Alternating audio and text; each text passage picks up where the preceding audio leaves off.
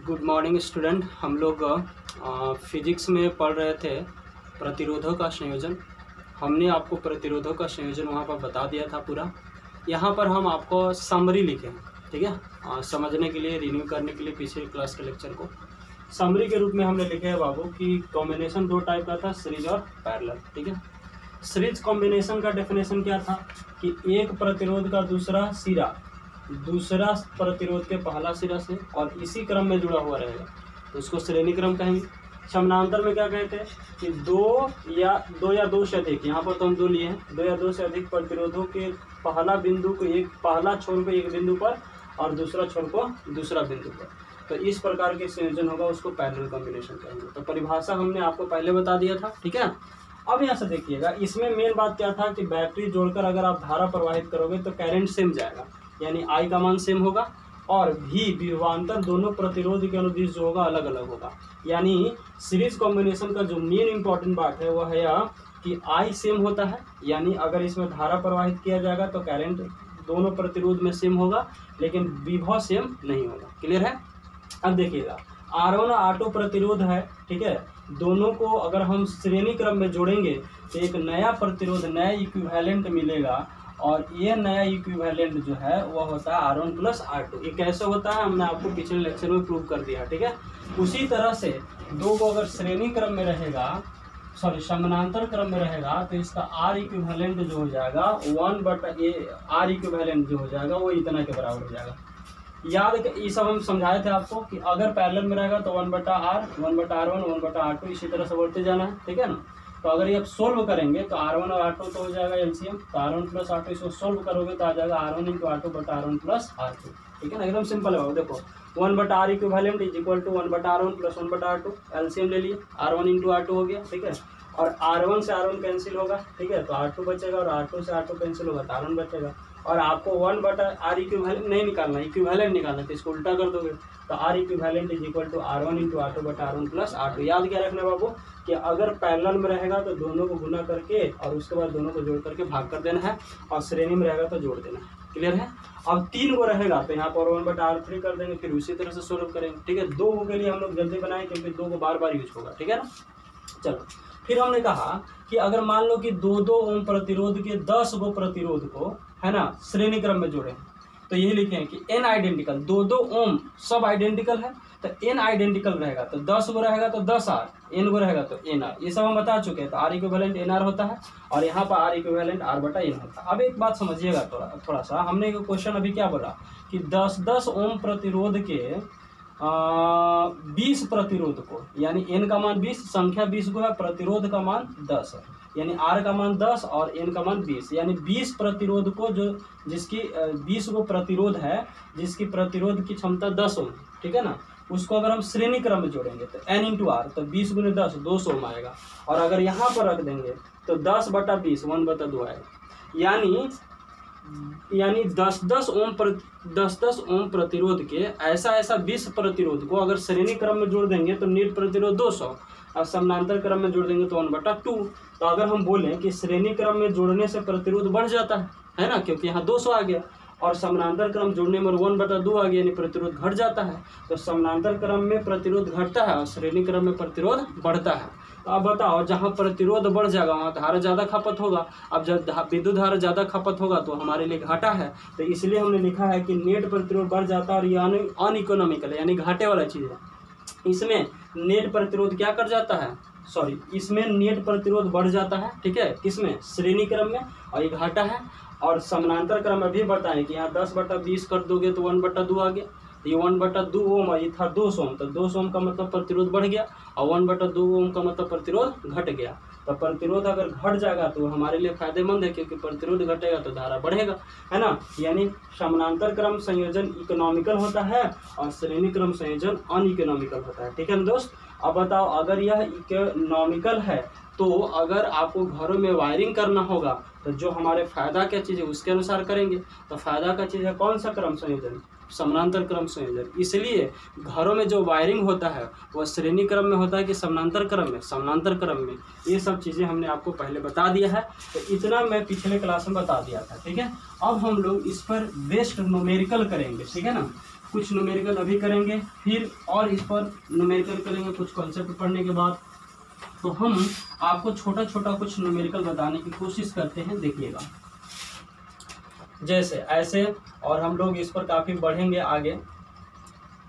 जैसे अगर हम आपसे बोलें कि मेरे पास एक ऐसा क्वेश्चन है, यह है बाबू 4 ओम, यह है 6 ओम, यह है 3 ओम और यह है 4 ओम, और यह है पॉइंट ए और यह है पॉइंट बी। बोलेंगे कि नेट प्रतिरोध ज्ञात करो, ठीक है ना। तो जब भी ऐसा ऐसा कॉम्बिनेशन आएगा तो सबसे पहले आपको देखना है कि कौन कॉन्फ़िगरेशन किस क्रम में जाएगा, श्रेणी क्रम में जाएगा कि समानांतर क्रम में जाएगा, ठीक है ना। तो अगर आप यहाँ ध्यान दीजिएगा बाबू, तो ये दोनों आपको दिखाई दे रहा होगा सर ये समानांतर में होने वाला है, क्लियर है। तो पहले इन दोनों को जोड़ दो बाबू, हम आंसर बना रहे हैं देखिएगा। तो इन दोनों को अगर आप जोड़िएगा तो ये 4 ओम तो अभी हमने कुछ नहीं किया है, और ये दोनों कैसा क्रम में है, समानांतर क्रम में। और दो प्रतिरोध अगर समानांतर क्रम में हो तो अभी हम इसका नेट प्रतिरोध निकालने के लिए तरीका बताए थे। क्या बताए थे कि दोनों को गुना कर दो, तो 3 गुना 6, अब फिर दोनों को जोड़ के भाग कर दो। ये बताया था कि R1 इंटू R2 बटा में R1 प्लस R2, ठीक है। और ये है 4, हम बताओ तो 3 छक 18 और 3 और 6 9, 18 को 9 से भाग देंगे, टोटल कितना जाएगा 2, यानी यह 2 ओम के हो गया। अब देखना बाबू, ए है ये बी है, यहाँ से ये पहला प्रतिरोध का दूसरा सिरा दूसरा के पहला से, और दूसरा का दूसरा तीसरा के पहला से। ये बताओ कौन सा क्रम में आ गया, समानांतर की श्रेणी क्रम में। और श्रेणी क्रम में नेट प्रतिरोध निकालने का तरीका क्या है कि R1 यानी 4, R2 यानी 2 और R3 यानी 4, सबको जोड़ दो। तो 4 दूना के 8 और 2 कितना 10, तो टोटल प्रतिरोध कितना ओम हो गया 10, ठीक है ना। तो ये जो क्वेश्चन बड़ा सिंपल है, और थोड़ा सा आगे बढ़ते हैं, देखिएगा क्वेश्चन को। चलो बाबू ये दूसरा क्वेश्चन है, छोटा छोटा भी क्वेश्चन दे रहे हैं आप लोगों को, ज़्यादा बड़ा क्वेश्चन नहीं है। इसमें निकालना है कि R इक्विवेलेंट क्या होगा, ठीक है। बताओ क्या कर सकते हैं आप, पहले इसको सॉल्व करो, फिर ये दोनों का भी यहीं रहने दीजिए आप लोग। तो अगर बाबू आप इसको सॉल्व करोगे ना, देखो हम बना बना के दिखाते हैं। तो अगर यहाँ से यहाँ तक की बात को ध्यान में रखें और फिर इसके बात को ध्यान में रखें। अगर आप बैटरी जोड़ देते हो तो मानो सपोज समझने के लिए ऐसे कर दिए, एक बैटरी जोड़ दी है, तो बैटरी जोड़ो बाबू, मान लो यहाँ पर करंट 10 एम्पियर गया, तो यहाँ से यहाँ कुछ जाएगा कुछ यहाँ जाएगा। मान लो कि यहाँ 5 एम्पियर गया तो यहाँ भी 5 एम्पियर जाएगा। तो बताओ इस चालक में भी 5 एम्पियर होगा, इसमें भी 5 एम्पियर होगा, क्योंकि यहाँ से बंटवारा तो नहीं हुआ, एक ही रास्ता में है। अर्थात कहने का मतलब यह हुआ सिर्फ मेरा कि ये दोनों एक ही वायर में कनेक्टेड है ना। ये दोनों श्रेणी में होगा और ये दोनों भी अपना श्रेणी में होगा। तो इन दोनों को अगर आप जोड़ोगे बाबू, तो जोड़ने के बाद ये कितना आएगा बताओ, 2 और 2 श्रेणी में रहेगा। तो हम लोग पढ़े थे R1 प्लस R2 डायरेक्टली जोड़ देना है। तो 2 और 2 मिलकर कितना हुआ 4, ठीक है ना, ये 4 ओम हो गया। और फिर इसी तरह से आप लोग बताओ, ये भी दोनों श्रेणी में जाएगा, तो 2 2 कितना हो गया 4। इन दोनों को तो अभी हमने छोड़ दिया था, ये यहाँ ये यहाँ, ये भी 4 ये भी 4। फिर से देखो इन दोनों को जोड़ दिए, दोनों श्रेणी में है, तो श्रेणी में R1 प्लस R2 होता है। तो 2 और 2 मिलकर कितना हो गया 4, और ये भी 2 और 2 मिलकर कितना हो गया 4। फिर से इन दोनों को देखो, श्रेणी में है कि समानांतर, तो समानांतर में। तो समानांतर में तो अभी हमने बताया था कि 4 गुने 4, या वैसे देखो ना एक और फार्मूला तो बताया था, R equivalent is equal to R बटा N, कब जब दोनों सेम रहे तब। तो R का मान कितना है 4, और N मैंने क्या वो है ऐसा 2 को, तो 4 बटा 2 हो जाएगा। और 4 बटा 2 हो जाएगा तो 4 बटा 2 कितना के बराबर 2 के बराबर। तो यहाँ से देखिएगा तो आपको ये मिलेगा बाबू कितना ओम 2 ओम, ये है 4 ओम, ये है 4 ओम। अब बताओ ये है ए और ये है बी। अब बताओ तो अब तीनों किस में दिखाई दे रहा है, श्रेणी क्रम में। तो 4 और 2 6 4 10। तो R इक्विवेलेंट का मान कितना ओम हो गया बाबू 10, ठीक है। आई होप आपको ये सब प्रॉब्लम समझ में आ रहा होगा, बड़ा छोटा छोटा प्रॉब्लम है। देख लीजिएगा, इन दोनों को जोड़े श्रेणी में, इन दोनों को जोड़े श्रेणी में, इन दोनों समानांतर में, और फिर ये तीनों श्रेणी में, ठीक है ना। चलो अगला क्वेश्चन देखो। इस क्वेश्चन में भी आपको ए और बी के अनुदिश R इक्विवेलेंट निकालना है, टोटल प्रतिरोध क्या होगा। चलो आप लोग बताओगे क्या करें, बोलो। तो बोलो सर देखिएगा ना, 3 गो यहाँ से छोर निकला हुआ है, एक ऐसे है यहाँ तक, फिर एक ऐसे यहाँ तक, फिर एक ऐसे यहाँ तक। तो अगर सर हम इसको सोचें तो ये दोनों एक ही वायर में दिखाई दे रहा है, यानी ये दोनों श्रेणी में जाएगा और सर ये भी श्रेणी में जाएगा। क्लियर है? तो चलो जोड़ के देख देते हैं, जोड़ देते हैं। तो अगर इस श्रेणी में है तो हम लोग पढ़े R1 + 8, तो 4 और 4 कितना 8, ये भी 4 और 4 कितना 8 है ना। तो अगर हम इसको ऐसे ही सोचें तो ये कितना हो जाएगा, 4 और 4 मिलके 8 हो जाएगा, ठीक है। और ये भी कितना हो जाएगा, 4 और 4 मिलके 8 हो जाएगा। ये 8 हो, 4 और 4 मिलके 8, और ये 4 और 4 मिलके 8, और ये 4 तो 4। अब कोई हमको बता सकता है ये तीनों किस में है? तो हम ओबियसली कहोगे सर ये तीनों हम लोग को समानांतर क्रम में दिखाई दे रहा है। तो समानांतर क्रम में R इक्विवेलेंट = 1/R1, 1/R2 और 1/R3 होता है। तो क्या करोगे बाबू बताओ, 1/8, 1/4, 1/8, 1/8, 1/8 मिलके या एलसीएम ले लो ना, ये हो जाएगा पूरा 8, ये 1, ये हो जाएगा 2 और ये हो जाएगा 1। क्लियर है ना। तो 2 1 3 1 4, तो 1/R इक्विवेलेंट = 4/8, ये कट जाएगा बाबू, ये हो जाएगा 1 और ये 2, यानी R इक्विवेलेंट = 1/2, तो R इक्विवेलेंट = 2। ठीक है ना। तो इसमें कितना ओम हो गया, 2। बड़ा सिंपल प्रॉब्लम हमने दिया था, इन दोनों को जोड़िए, दोनों श्रेणी में है 8 हो जाएगा, इन दोनों श्रेणी में है तो 8 हो जाएगा, फिर तीनों समानांतर में जोड़ देना। क्लियर है। और आगे बढ़ते हैं, छोटा छोटा प्रॉब्लम आगे धीरे धीरे बढ़ा रहे हैं। देखो अब तो आपके लिए हम एक नया क्वेश्चन लिए हैं। इसमें हमने लिखा है कि आपको R इक्विवेलेंट निकालना है। ठीक है, इसको देख के पहला है M और N के अनुदिश। जैसे हम लोग पीछे के क्वेश्चन में लिखे थे 2 पॉइंट A और B, तो बोले थे A और B के अनुदिश निकालो। फिर लिखा है M और A, इसके और इसके बीच। तो पहला जो क्वेश्चन है आपका वो कहता है कि इस पॉइंट और इस पॉइंट के बीच आपको नेट इफेक्टिव प्रतिरोध कितना होगा निकालना है। फिर कहता है यह M है और यह A है। बाद में एक बार सॉल्व करने के बाद दूसरा बार इसको सॉल्व करना है। ठीक है ना। चलिए एक बार हम सॉल्व करके दिखाते हैं। देखो M और N है, तो ये ऊपर वाला कंस्ट्रक्शन हो गया और ये नीचे वाला कंस्ट्रक्शन हो गया। ठीक है, तो ऊपर और नीचे वाला कंस्ट्रक्शन को पहले अलग अलग सॉल्व करो, तो आपको क्या क्या मिलेगा वो देखना। यहाँ से ऐसे घूमे, ये दोनों एक ही वायर में दिखाई दे रहा है। तो हमने बताया था जो एक ही वायर में लगभग दिखाई दे रहा है तो वो श्रेणी में होगा। तो बताओ 3 और 3 श्रेणी क्रम में कितना हो गया, 6। अब देखो हम डायरेक्ट लिखेंगे, आपको समझने पड़ेगा, अब उतना बड़ा हम फिगर बनाएंगे नहीं। ठीक है, तो याद रखिए कि ये 3 और 3 मिलके नया जो प्रतिरोध बनेगा वो कितना ओम के बनने वाला है, 6 ओम का। इसको हमने मिटा दिया। ठीक है, कितना ओम हो गया, 6 ओम। अब देखना यह है 6 ओम, ये भी है 6 ओम। ये वाला वायर ऐसे गया होगा, तो इसका एक छोर यहाँ और इसका भी एक छोर यहाँ, इसका दूसरा छोर यहाँ और इसका दूसरा छोर यहाँ। तो ये बताओ इन दोनों किस में चल गया, समानांतर में। तो 2 गो समानांतर क्रम में है, तो हम लोग पढ़े थे R/N, तो यहाँ पर है 6/N, N का मतलब 2 गो ना है। तो ये दोनों मिलके कितना ओम हो गया, 3 ओम। ठीक है ना। तो ये दोनों मिलके जो हो जाएगा आपका वो 3 ओम हो जाएगा। ठीक है, अब बताओ यह 3 ओम और यह 3 ओम, 3 और 3 ओम कितना मिल हो गया, 6 ओम। ठीक है, तो इधर से अगर इसको हटा देंगे तो ये 6 ओम का बन जाएगा। ठीक है, अब यहीं पर थोड़ा रुक जाओ, अब इसको सोल्व करो। तो इसी तरह से 3 और 3 कितना, 6।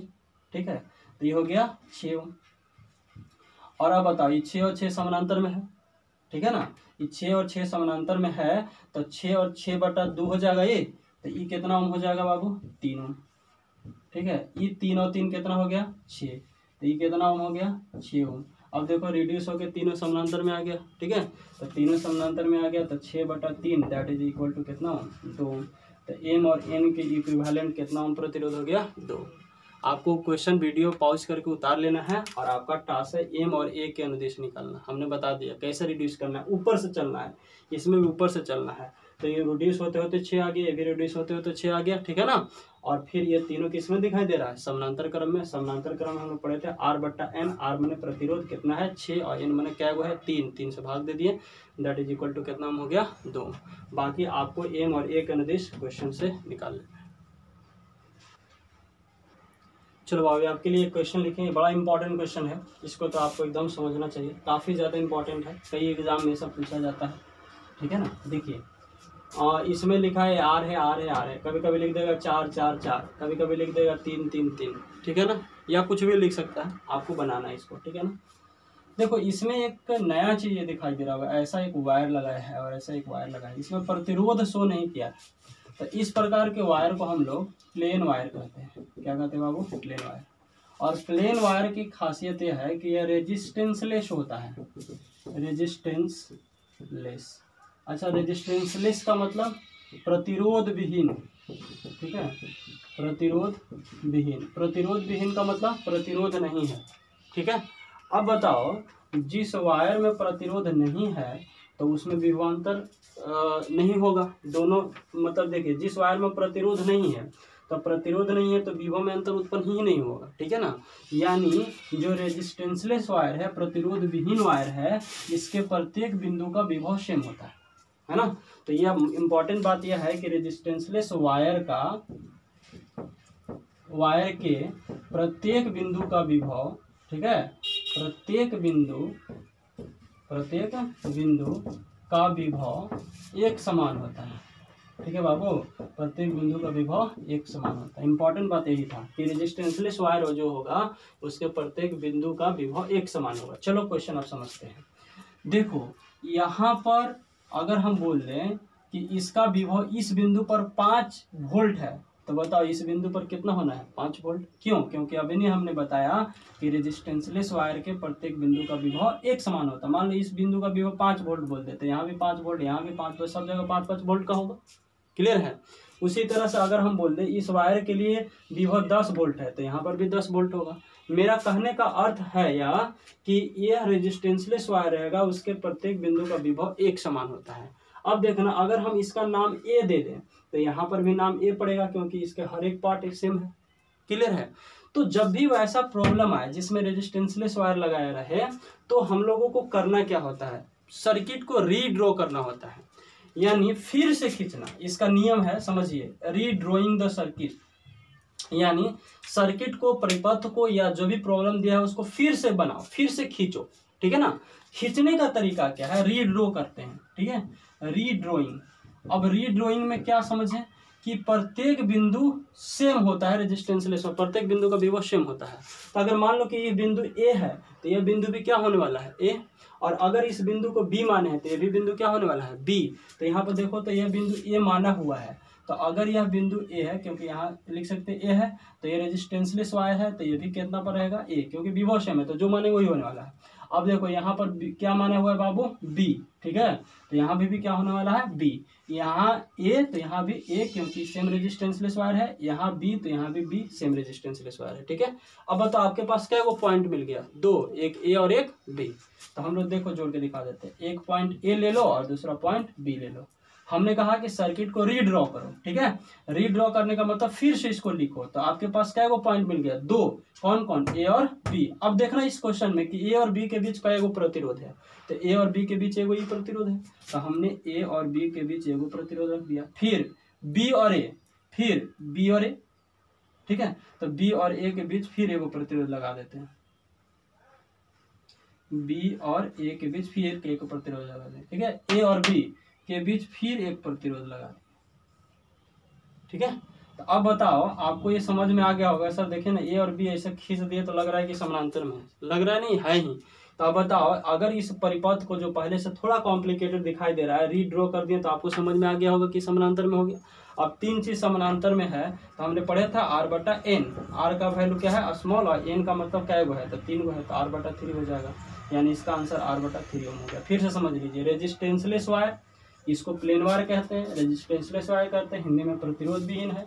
और प्रतिरोध विहीन रहेगा तो प्रत्येक बिंदु का विभव एक समान होगा, मतलब जो पॉइंट यहाँ पर होगा वही पॉइंट यहाँ पर होगा, जो पॉइंट यहाँ वही पॉइंट यहाँ।